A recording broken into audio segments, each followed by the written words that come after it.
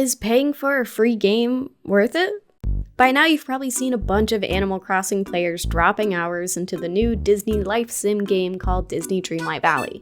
It's Animal Crossing, but not Animal Crossing. It's obvious there's some strong inspiration that DDV took from the 20-year-old Nintendo IP. You have your neighbors that are sometimes animals, but also robots. You're collecting resources, raising your friendship levels with each neighbor, and designing your house and town. You start your game with a couple well-known Disney characters, who each give you a quest as mini tutorials. Catch this fish, plant these crops, buy some stuff, decorate your land. The usual way these games start. As you play and start cleaning up your town, you're tasked with unlocking more doors and adding new characters to the valley.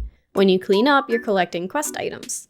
At first, nothing is particularly hard to find. You need some softwood, grow some vegetables, resources that are all over the valley and easily accessible to you. But after a bit, you get some quests that require a lot of hunting. A specific fish for a dish to cook, a rare drop mineral that you have to mine from rocks around the valley, or a flower that can only be found on the beach. So now you have to unlock the beach and a whole new world of resources that are available to you. Hydrangeas, turtles, more fish, a new store, clams, so many new items. And a few characters become available to you for collection, or we're just collecting Disney characters. I think that's the game. Disney Dreamlight Valley is different from other life sims out there. Besides the magic that comes with the music and the characters you grew up with surrounding you every second, there's also the really cool quests that the game forces you to embark on. This game isn't quite as open-ended as other life sim games that you're used to, like Animal Crossing or Stardew Valley. There are quests that you're required to follow to continue on with the story. My favorite one so far was the cave for Ursula. Spoilers if you're not this far yet, but this whole quest line was such a fun experience. Though easy to solve, it was complicated enough to make you want to look for the items. The cave leads you through this whole journey. Read a riddle, figure out which item matches the description, and then go through the effort of finding said item. This game doesn't feel like grinding, even though you kind of are, like, the whole time, but it's a fun grinding.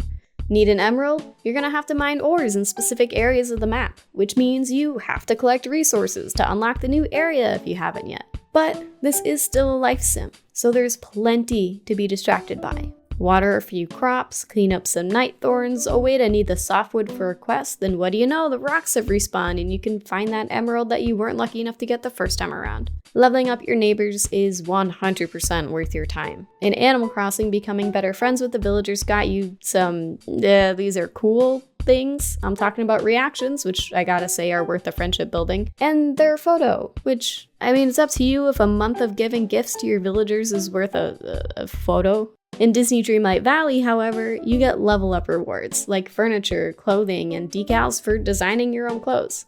These are really cool items to work towards. There's something that you already use your gold for, so the fact that you can get exclusive stuff for your hard work is a treat. On top of that, you can set which skill each character can specialize in. My favorite to give out is farming. If you have the character following you when picking crops, they'll sometimes fish a few extra out of the ground. The more you level up your friendship with them, the more they find. This is the same with other skills as well. Always worth having a character following you around. Helps you, increases their level, and, it's just cute to have Minnie Mouse prancing around behind me. I love it.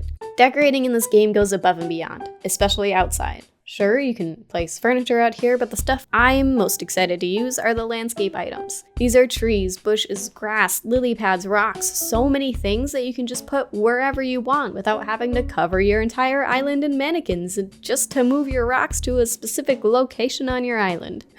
Mechanics like these are one of the reasons why DDV sets itself apart from other life sims. That and the Disney magic, of course. I'd be lying if I said this doesn't give the game an advantage. The nostalgia packed into the music and the characters walking around just adds so much to the game's atmosphere. Gameloft, the developers behind Disney Dreamlight Valley, is committed to constant updates for the game, which makes sense. The Disney universe has so many characters and stories that they could successfully update this game for years. The first update is slated for October 19th. Though, depending on how much I procrastinated on this video, the update is probably already out. This update's main event is the inclusion of Scar from The Lion King, and another one is scheduled shortly after in late fall, which focuses on Toy Story. They've even teased holiday updates. Along with Scar and his new quests, and most likely some new furniture items, it looks as though we'll be getting some clothes to match the Halloween spirit.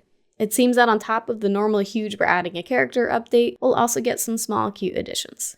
Wow, Cora, that's cool and all, but why should I pay for a free game? Wonderful question. First off, this game is still in early access. The only way to play right now is to pay. If you don't really care about playing right now, more power to you. Wait it out. GameLoft has confirmed that the game will be free sometime in 2023, and we're currently nearing the end of 2022. It could be soon, or it could be over a year from now. And if you're in the future and the game is already out and free, then yeah, you should just play it because it's free and why not? So if you're playing now, what do you get for your money? First, you get exclusive furniture depending on the tier you purchase, as well as a pet if you decide to buy the higher price tiers. You also get Moonstones, which is DDV's in-game currency that you use to buy the extra stuff in the game, like the Battle Pass. This pass runs for a limited amount of time and rewards you with exclusive items. Earning points to unlock each item requires you to play the game and complete specific quests. When you've completed a quest, you'll get a currency based on the theme of that season's Battle Pass. The first one was Pixar Fest. All the rewards are based on your favorite Pixar movies like The Incredibles and Cars. Now the bads.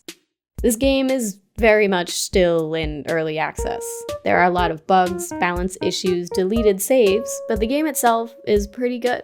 I've only come across a couple bugs in my time playing since the game's fake release. They have been devastating, however, like loss of a save file, or a necklace that appeared randomly but couldn't remove so you couldn't change clothes, which means you can't complete the quest from Scrooge McDuck that requires you to wear a shirt so you could move the main story along.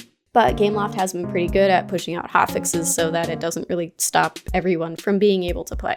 This game is definitely far from perfect. I've been playing on PC and have had no performance issues, but others that are playing on consoles like the PS4 or Switch have noticed some issues. Some say their game crashes all the time, but others aren't having any problems at all, so hopefully you're in the latter group of people. Other than the few issues you expect from an early access game, Disney Dreamlight Valley is really fun. If you're itching to play, it's definitely worth your time and money. The question you'll have to answer for yourself is if the extras you get for purchasing the game now are worth it to you. Do you care about the exclusive furniture, Moonstones, and playing early? If no, then wait. No sense in spending money for something you don't want. But if you want to experience the magic and get the cool stuff, I say go for it. I'm having a wonderful time playing, even the second time around.